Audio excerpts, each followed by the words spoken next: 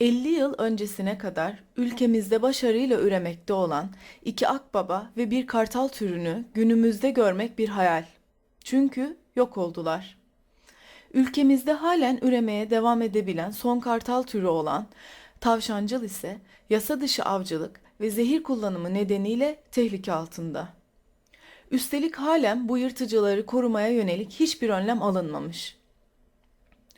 Fakat bir ümit var. Bu film ülkemizde kuşlarla ilgilenen bir grup kişinin buldukları zehirlenmiş bir tavşancılı iyileştirip yeniden doğaya salmalarının başarılı hikayesidir.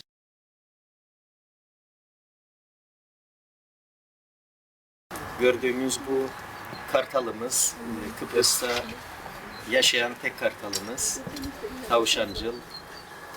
Kalkanlı Göleti'nde doğaya bırakılan, zehirlenip bırakılan leş yediği için zehirlendi.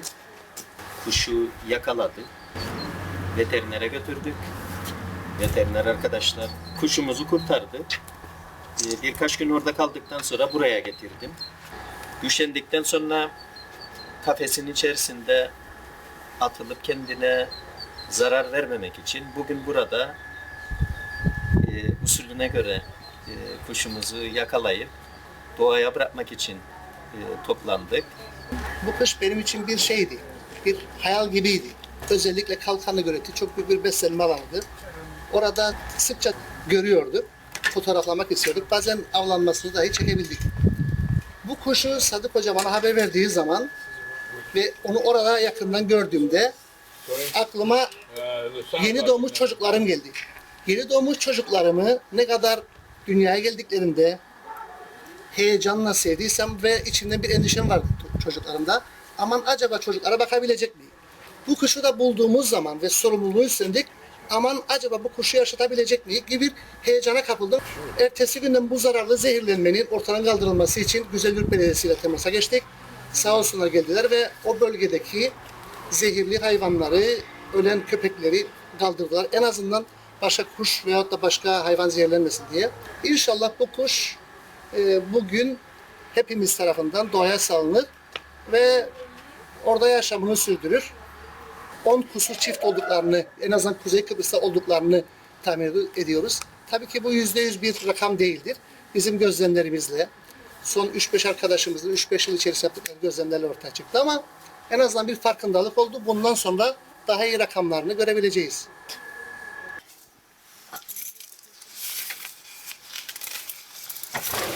Evet, güzel. This is its oldest tail feather. All the other feathers are adult. 1 to 11 on the left wing are all adults. Probably 3 years, but not more. Yes. Okay. Right. If we can weigh it. 2.8. 51.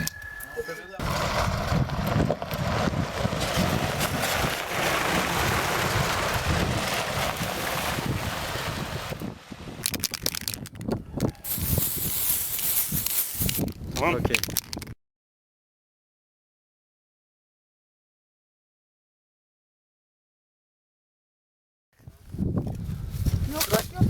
Tamam. Wonderful.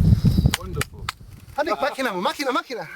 White spot in the middle of it between its wings. Oh, Wonderful.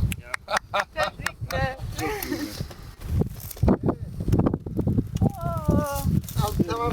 Fantastic. Well done. Very well.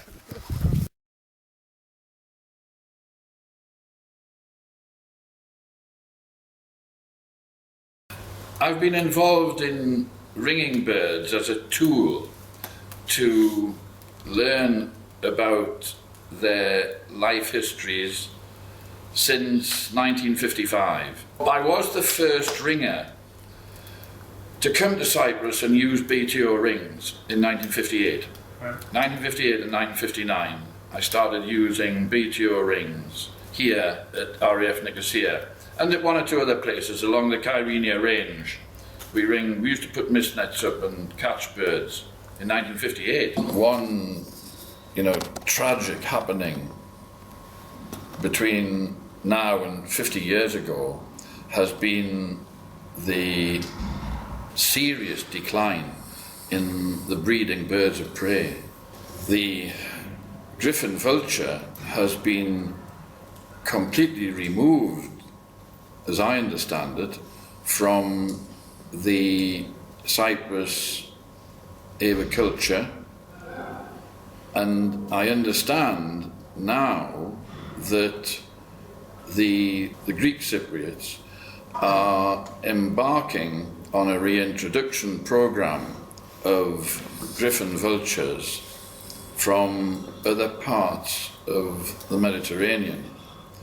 But one thing that worries me is the liberal, indiscriminate use of illegal poisons in the island of Cyprus, which, if unchecked, it will cause enormous problems with any release program of griffon vultures. There needs to be a clean-up operation on the ground to ensure that indiscriminate use of poison is stopped. Otherwise, you're just going to kill any of the griffon vultures that are released into the wild. I mean, the griffon vulture is a scavenging species. The vultures of the world are the best scavengers that there are. And if there are dead things to scavenge, the vultures will find them and kill themselves in finding them, because they'll pick up the poison straight away. And unlike the Bonelli's eagle at Christmas, the griffon vultures will get immediate poisoning, not secondary poisoning, the lanate in the Bonelli's eagle case. And certainly, when I was first here in 1958, you could go out on the Massoria plain and look up and watch griffon vultures flying all the time. They were very common. There was large numbers, and it's a big bird, Now, if you look at what happened in France and Spain, and particularly France exterminated the griffon vultures by shooting them. They just went out and shot them because it was something to shoot. Eventually, they were extinct. Exactly the same is happening here. Now France and Spain have reintroduced the vultures successfully, and now griffon vultures are breeding again in southern France. The lammergeier has been reintroduced to the Pyrenees successfully, and black vultures have been introduced to southern France successfully. They didn't have to introduce the Egyptian vulture because it came itself.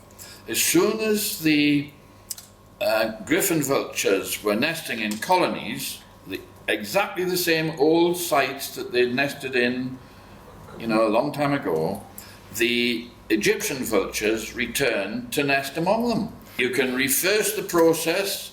It's not irreversible at all. What man is doing on planet Earth is completely affecting populations of birds. If man doesn't start conserving birds better, we're going to end up with even more reduction in population levels of all these different birds. You can't just go on killing these birds willy-nilly in such numbers and expect them to still carry on living on planet Earth. Already we make lots of things extinct. There will be more and more birds go extinct if there's unlimited devastation through killing, either by hunting or by trapping birds for sale for food. Either way, The numbers are now tumbling. It's something that troubles me. In the 60 years that I've been monitoring and working on bird species, I've seen enormous declines in their number. Frightening. If this goes on unchecked for another 50 years, we'll have nothing left. But we've got to start thinking and doing something about that now. No good waiting another 50 years and then saying, oh hell, there's no blackbirds left, we've shot them all. You have to start conserving the numbers of birds that are passing through these islands on migration. You can't just go on killing them unchecked forever, or you will definitely end up with nothing. Do the hunters need to kill as many birds, to satisfy their killing instinct? I know that birds have been hunted in Cyprus since Adam was a boy, so it's difficult to get them to stop. But rather than getting them to stop, which I think is probably an impossibility, is it possible to train them not to kill so many and leave some for another day? I was absolutely delighted to be involved with this Bonelli's eagle that was taken into care, and I thought it was very, very successfully and well done. The way it was taken to a vet who was able to give it the heart stimulant, and then a dog kennel was found, an adequately sized dog kennel was found. I thought that was brilliant, and very quickly the eagle was able to recover in its confinement, and I thought the whole thing was very, very well engineered. All of the people who were involved in looking after it, and finally the release was quite wonderful.